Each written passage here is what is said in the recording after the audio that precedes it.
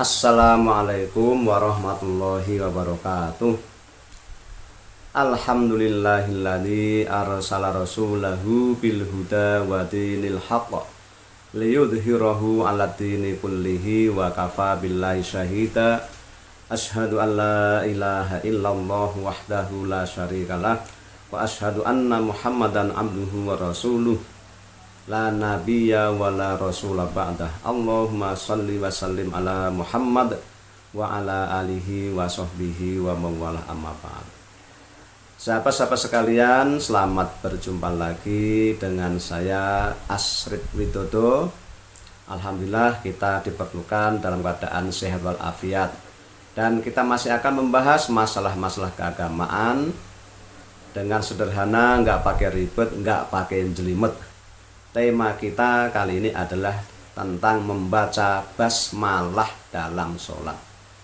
Sahabat sekalian, barangkali sahabat pernah sholat diimami oleh seseorang yang membaca basmalahnya dengan pelan-pelan. Di kali lain imamnya membaca nyaring, atau bahkan ada yang tidak membaca sama sekali.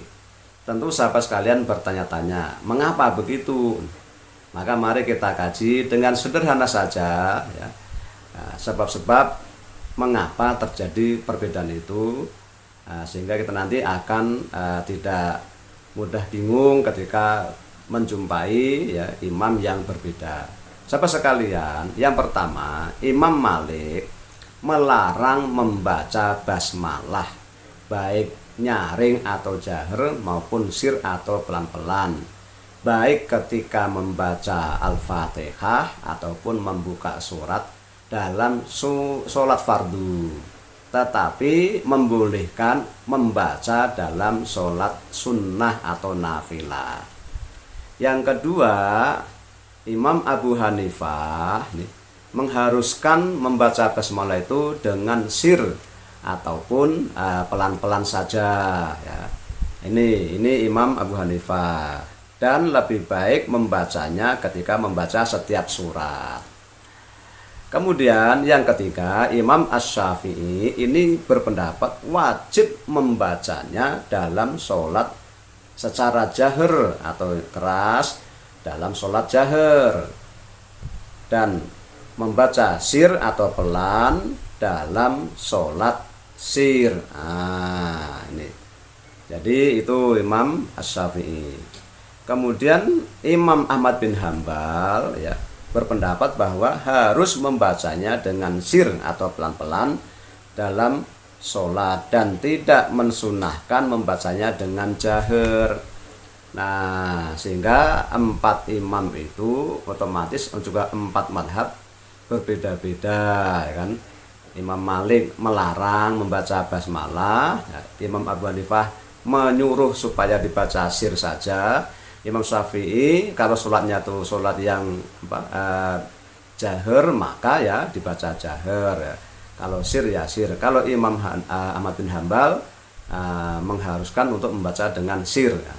Mengapa berbeda? Karena mereka berbeda dalam memahami apakah basmalah itu bagian dari surat Al-Fatihah dan surat yang lain ataukah bukan. Asy-Syafi'iyah, mazhab Syafi'i berpendapat bahwa basmalah adalah salah satu ayat dari surat Al-Fatihah dan merupakan awal dari setiap surat dalam Al-Qur'an. Sementara Al-Malikiyah, mazhab Maliki berpendapat bahwa basmalah bukan merupakan ayat baik dari surat Al-Fatihah maupun dari Al-Qur'an. Kemudian Al-Hanafiyah mengambil jalan tengah antara Asy-Syafi'iyah dan Al-Malikiyah. Yaitu apa? Mereka berpendapat bahwa penulisan basmalah dalam Al-Mushaf menunjukkan bahwa basmalah adalah ayat Al-Qur'an, tetapi tidak menunjukkan bahwa basmalah adalah salah satu ayat dari tiap-tiap surat. Hadis-hadis yang memberitakan bahwa basmalah tidak dibaca dengan keras dalam sholat ketika membaca Al-Fatihah menunjukkan bahwa basmalah bukan salah satu ayat dari surat Al-Fatihah. Tetapi mereka menetapkan bahwa basmalah adalah salah satu ayat dari Al-Quran. yang diturunkan sebagai pembatas antara satu surat dengan surat yang lainnya. Sebagaimana disebutkan dalam hadis yang diriwayatkan oleh Ibnu Abbas bahwa Rasulullah Shallallahu Alaihi Wasallam tidak mengetahui batas-batas surat sebelum diturunkan Bismillahirrahmanirrahim.